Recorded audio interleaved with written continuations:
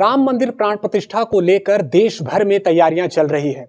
काशी के विद्वान जो हैं न केवल इस प्राण प्रतिष्ठा में मुख्य पुजारी की भूमिका निभाएंगे, बल्कि जो मुहूर्त है वो भी काशी से ही निर्धारित किया गया है। हमारे साथ आचार्य जुड़े, हम उनसे बात करेंगे। गुरुजी, जो भी मुहूर्त किया गया है वो क्या है, इसमें कितने ग्रह अनुकूल हैं? पौष शुक्ल द्वादशी सोमवार, मृगशीर्ष नक्षत्र, 22 जनवरी 2024 को मध्याह्न के समय अभिजीत मुहूर्त में ये प्रतिष्ठा का मुहूर्त निकाला गया है। अभिजीत मुहूर्त दिन का 8वां भाग होता है। दिन का 15 टुकड़ा करने पर जो 8वां भाग आता है उसको अभिजीत मुहूर्त कहते हैं। बहुत प्रशस्त माना जाता है। उसमें मेष लग्न में ये मुहूर्त दिया गया है। वृश्चिक नवांश में, मेष लग्न चर होने से वृश्चिक नवांश दिया गया, उसको स्थिर होने के लिए प्रतिष्ठा वगैरह कार्य स्थिर होता है, कायम करना, इसलिए वृश्चिक नवांश में दिया गया है। मेष लग्न में गुरु है। गुरु की दृष्टि 5वें, 7वें, 9वें स्थान पर है, ये बहुत शुभ है।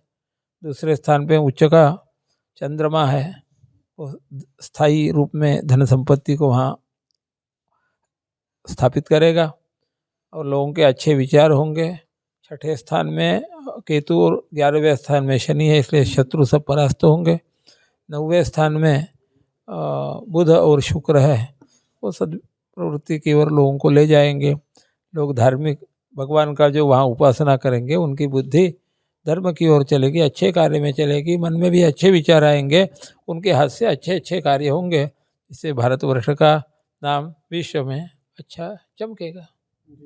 गुरुदेव, 22 जनवरी को जो भी तिथि निर्धारित की है कुछ ही समयों के लिए निर्धारित किया। आपने बताया भी कि 6 ग्रह अनुकूल हैं इसके लिए, और कुछ विशेषता है और कुछ प्रमुख वजह है कि उसमें मुहूर्त में रोगबाण नहीं है, राजबाण नहीं है, चोरबाण नहीं है, मृत्युबाण नहीं है, अग्निबाण नहीं है। इसलिए मंदिर में रोगबाण न होने से कोई विशेष बीमारी में नहीं फंसेगा, मृत्युबाण न होने से कोई हताहत नहीं होगा, राजबाण न होने से राजकीय संकट नहीं आएगा, चोरबाण न होने से चोरी नहीं होगी, और मृत्युबाण नहीं है इसलिए कोई बड़ी मात्रा में कोई मरे रहेगा नहीं, ये शुभ है। और षोडश वर्ग चलता है कुंडली का विचार करके। एक लग्न का जो समय रहता है उसमें 16 तरह से विचार होता है, उसको षोडश वर्ग कहते हैं, जिनके नाम है लग्न, होरा, द्रेष्कांड, चतुर्थांश, सप्तमांश, नवमांश, दशमांश, द्वादशांश, षोडशांश, विंशांश, चतुर्विंशांश और सप्तविंशांश,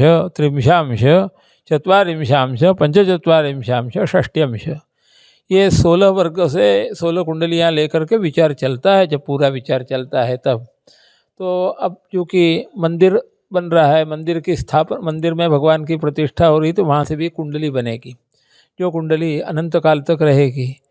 17 जनवरी से ही जो भी आयोजन है वो शुरू हो जाएगा वहाँ पर अयोध्या में। एक विशेष बात यहाँ पर है कि प्रभु राम जो हैं वो सूर्यवंश से आते हैं, सूर्यवंशी से आते हैं, तो इस अनुसार भी कुछ तिथियाँ निर्धारित की गई है क्या, कि जो उनके वंशज जो थे वो सूर्यवंशी थे, इसके अनुसार? सूर्यवंश है इसीलिए अभिजीत मुहूर्त लिया गया है। सूर्यवंशी इसलिए सूर्य रहेंगे पूर्ण तपते हुए ऊपर।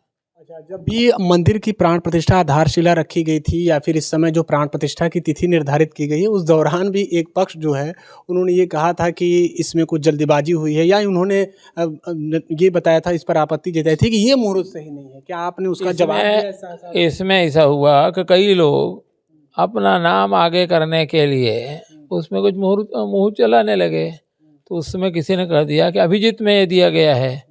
अभिजीत में होता नहीं, अभिजीत बुधवार को नहीं रहती, यहाँ से अभिजीत का कोई गया नहीं।